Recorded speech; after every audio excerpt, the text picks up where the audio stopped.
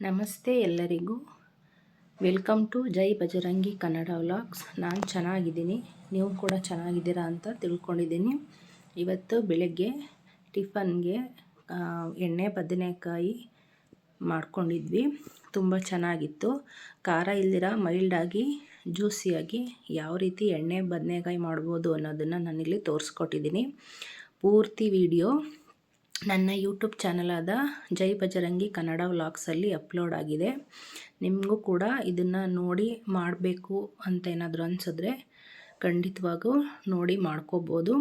ನೋಡಿ ಪೂರ್ತಿ ವಿಡಿಯೋನ ನೋಡಿ ಇಷ್ಟ ಆದರೆ ಒಂದು ಲೈಕನ್ನು ಕೊಡಿ, ಹಾಗೆ ಸಬ್ಸ್ಕ್ರೈಬ್ ಕೂಡ ಮಾಡಿ. Thank you so much. Thank you for watching.